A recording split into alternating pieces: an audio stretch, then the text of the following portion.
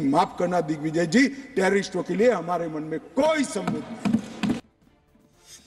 अमित शाह के एक के बाद एक प्रहार से इंडिया अलायंस इस कदर तिलमिलाया कि सदन से वॉकआउट कर गया। जम्मू कश्मीर आरक्षण बिल और पुनर्गठन बिल पर चर्चा का जवाब देते हुए अमित शाह ने कांग्रेस समेत विपक्षी दलों को कोसा, सुप्रीम कोर्ट के फैसले का जिक्र भी किया, कांग्रेस को ऐतिहासिक भूलें भी याद दिलाईं। मैं तो आज अगर उनके जैसे मेरे विचार होते तो एक सुप्रीम कोर्ट के जजमेंट को देखकर डिप्रेशन के मारे 1 महीना सदन में ना आता, मगर ये तो प्रेस कर रहे हैं। और कांग्रेस पार्टी ने आज प्रेस करी मान्यवर, और प्रेस में क्या किया कहा कांग्रेस पार्टी ने? कांग्रेस पार्टी ने ये कहा मान्यवर कि ये जजमेंट आने के बाद भी हम मानते हैं कि धारा 370 को गलत तरीके से हटाया गया है। ये समझना ही नहीं था। एक गलत फैसला हो जाता है, कितने भी बड़े आदमी से हो सकता है, किसी भी पार्टी से भी हो सकता है, मगर जब इतिहास सिद्ध कर दे, समय सिद्ध कर दे ये फैसला गलत है, देश के हित में वापिस आना चाहिए।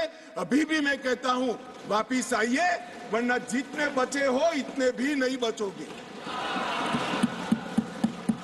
अगर अभी भी इस फैसले को चिपक कर रहना चाहते हो तो देश की जनता देखती है 2024 में 2-2 हाथ भी हो जाएंगे और जनता का परिणाम भी आ जाएगा और मोदी जी तीसरी बार प्रधानमंत्री। वो कहते 40 साल के बाद इतिहास पूछेगा तो कौन रिस्पॉन्ड? मैं बताता हूं 2 सदी तक अगर धारा 370 का फैसला गलत है तो मेरी सरकार का है, मेरा फैसला। प्रधानमंत्री नरेंद्र मोदी जी ने फैसला लिया है, ना मोदी जी इस फैसले से भाग सकते हैं, ना हमारी कैबिनेट भाग सकते हैं, हमारे कार्यकर्ता, और ना हमारा पार्टी भाग सकता है। 6 घंटे तक चली चर्चा का जवाब देते हुए गृहमंत्री ने नेहरू की गलतियों का जिक्र किया और ये नसीहत दी कि जो गलत हुआ उसे भूल मानकर कबूल करना चाहिए। जिसको जो बोलना है वो बोले।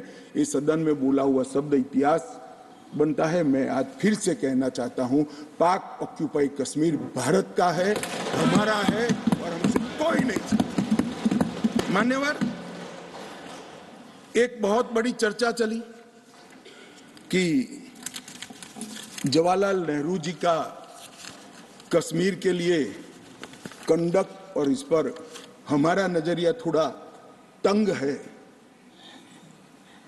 जहां तक तंग नजरिए का सवाल है साहब, देश की 1 भी इंच जमीन का सवाल है, हमारा नजरिया तंग रहेगा, हम दिल बड़ा नहीं कर सकते साहब।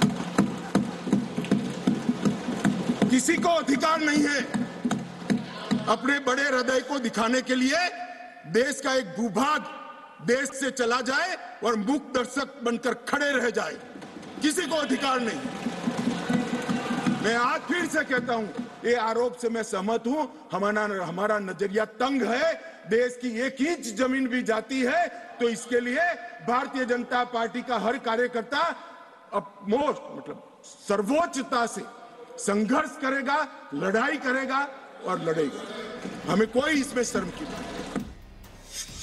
चर्चा के दौरान डीएमके सांसद ने आर्टिकल 370 को लेकर वो बात कह दी जिससे पूरे सदन में हंगामा मच गया। शाह ने इस पर भी कांग्रेस को घेरा।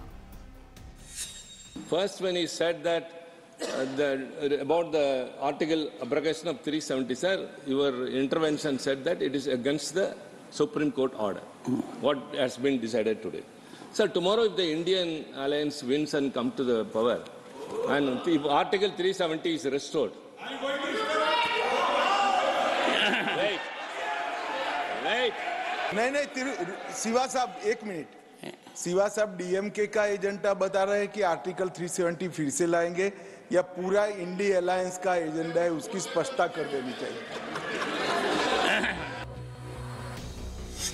शाह ने कांग्रेस से जवाब मांगा तो सदन में जमकर हंगामा हुआ। चर्चा का जवाब देते हुए अमित शाह ने कांग्रेस सांसद के पास से बरामद करोड़ों के कैश का जिक्र कर दिया। इसके बाद तो कांग्रेस हत्थे से उखड़ गई। अभी झारखंड में किसी एमपी के यहाँ, मैं किस दल के हैं कहना नहीं चाहता, पूरी दुनिया जानती है, इतनी सारी कैश मिली कि बैंक के कैशियर कहते हैं हमने भी इतनी कैश कभी देखी नहीं है। गिनते गिनते 5 दिन हो गए, 27 मशीनें गर्म हो गई, मान्यवर गर्म हो गई, मशीनें बंद हो गई, मगर अभी समाप्त नहीं होता है। और एक घमंडिया गठबंधन ने इसकी टीका भी नहीं की है, उसको सस्पेंड भी नहीं किया, एक भी। मान्यवर इंडिया अलायंस ने इसकी टीका भी नहीं की। कांग्रेस ने सदन से वॉकआउट कर दिया। उसके साथ इंडिया अलायंस दल के नेता भी सदन से बाहर चले गए। आरोप लगाया कि उन्हें गालियां दी गईं। आज ये जवाब नहीं था, गालियों की बौछार थी, जो इस दुनिया में नहीं है उनको भी दी गई। और अभी तो जिस पे हम लोगों ने वॉकआउट किया है, घमंडिया शब्द का प्रयोग होता रहा और पूरा सदन ने आपत्ति जाहिर की, लेकिन चूंकि उन्होंने वापस नहीं लिया, घमंड में डूबे हुए हैं, तो हम लोगों ने यही उचित समझा कि हम सदन का बहिष्कार करें, गालियां ना सुने। नहीं, देखिए, उनको तो बाइकआउट करना था। ये तो बहाना है कि घमंडिया बोले थे। घमंडिया तो रोज बोलते हैं। ओबीसी का वो मुद्दा जब आया, उसको फेस करने की स्थिति में वो नहीं थे, क्योंकि नरेंद्र मोदी की सरकार ने ओबीसी के लिए जो काम किया है, और जम्मू कश्मीर के बिल में भी ओबीसी का जो उल्लेख आया है, तो ओबीसी की जो उपलब्धियां उसको सुनने के लिए तैयार नहीं थे। उनको लगा कि कटघरे में खड़ा हो जाएंगे, क्योंकि कास्ट सेंसस का मुद्दा इनका पिकअप नहीं कर पाया। तीनों राज्य में जाति गणना का मुद्दा की हवा निकल गई, तो इसलिए वो ओबीसी के मुद्दे पर जो कि चर्चा शुरू हो गई, इसीलिए उन लोगों ने वॉकआउट किया। जो कांग्रेस के सहयोगी दलों के लिए भी कैश कांड पर बोलना भारी पड़ रहा है, लेकिन आज जब सदन में ये मुद्दा उठा तो उन्होंने सरकार पर मुद्दा भटकाने का आरोप लगा दिया।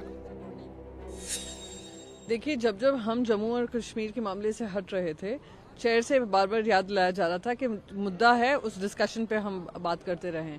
पर यहाँ पर अमित शाह जी ने अपने जवाब में जब सुप्रीम कोर्ट की तारीफ की, अपनी सारी जो भी उनकी वो रही है, पॉलिसी रही है जम्मू और कश्मीर को लेकर, उसके बारे में बात की। पर जब वो भ्रष्टाचार के बारे में बात करने लग गए, उसके वो साहू के मुद्दे को लेकर आने लगे, कहा सबने चुप्पी बांधी हुई है। ये गलत बात है, फैक्चुअल भी नहीं है, और जो उन्होंने कहा है वो मुद्दे के खिलाफ भी था। इसलिए सदन में हमने अपना आपत्ति जताकर हमने वॉकआउट किया है। ऑपोजिशन का कोई लॉजिक नहीं थी, वो कमजोर बन गए, वो हार गए, इसलिए वो भाग गए मैदान छोड़ के। और ये जो आर्टिकल 370 वाला जो मामला है, सुप्रीम कोर्ट ने इसको ये किया है, तो आफेल जो किया है, इससे साफ जाहिर है जो निर्णय परम आदरणीय प्रधानमंत्री के नेतृत्व में हुई थी, और जिस प्रस्ताव को परम आदरणीय गृह मंत्री जी ने दोनों हाउस में रखी और पारित की गई है, ये सही निर्णय थी। शाह के प्रहार की चोट से तिलमिलाए विपक्ष आज सदन में हंगामा कर सकता है, क्योंकि शाह के भाषण की गूंज लंबे वक्त तक सुनाई देने वाली है।